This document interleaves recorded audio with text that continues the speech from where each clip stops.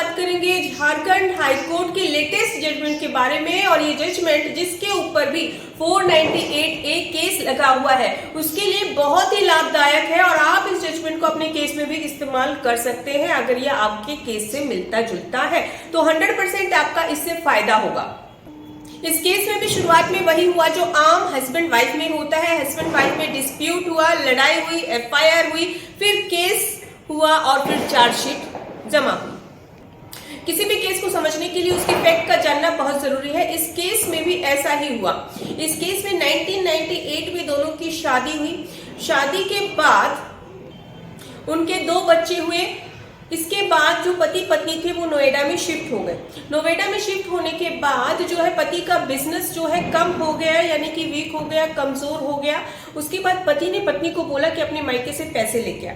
इसी दौरान ननंद आती है और ननंद भी कहती है कि मेरे भाई का बिजनेस जो है खत्म हो गया है, उसको सपोर्ट करने के लिए अपने मायके से पैसे लेकर आओ। और उसके साथ ननंद ने हाथापाई की। ये कहते हुए 498A की FIR दर्ज करवा दी गई। FIR के बाद इन्वेस्टिगेशन होती है। इन्वेस्टिगेशन के बाद आयोग की रिपोर्ट सबमिट हो जाती है। रिपोर्ट सबमिट होने के बाद जो है मजिस्ट्रेट कोर्ट कॉग्निजेंस लेता है। इसके बाद झारखंड हाईकोर्ट के समक्ष इस मामले को चैलेंज किया जाता है। क्रिमिनल अपील नंबर आपको स्क्रीन पे दिख रही है। आर्ग्यूमेंट में क्लियर होता है कि वो जो है हैदराबाद में रहते हैं, उसकी ननंद और नंदोई, लेकिन ये जो बात कही गई है वो धनबाद और नोएडा की है।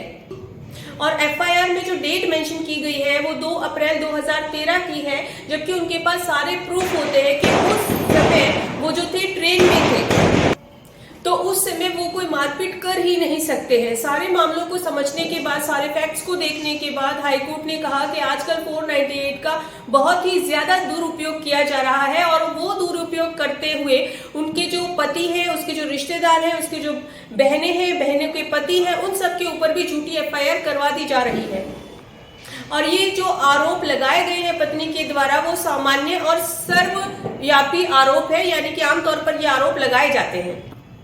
इसमें झारखंड हाईकोर्ट ने सुप्रीम कोर्ट के कुछ जजमेंट्स का भी जिक्र किया, कुछ केसेस का भी जिक्र किया जो आपको स्क्रीन पे दिख रहे हैं।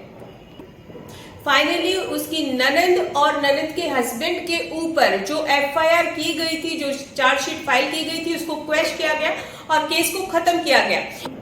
अब आपको ये तो क्लियर हो गया होगा कि अगर आपके भी बहन के ऊपर या बहन के हस्बैंड के ऊपर या आपके रिश्तेदार के ऊपर आपकी वाइफ ने कोई ऐसा केस कर दिया है और ये मिलता जुलता केस है, तो ऑफकोर्स आप इस केस के जजमेंट का भी काफी सहारा ले सकते हैं। लेकिन अगर आपकी कोई क्वारी है 498A या फिर अदर केस को लेकर, तो आप हमसे WhatsApp नंबर पर अपॉइंटमेंट लेकर आप हमसे कंसल्ट कर सकते हैं। ऑफकोर्स हम आपकी हेल्प करने की पूरी कोशिश करेंगे। धन्यवाद।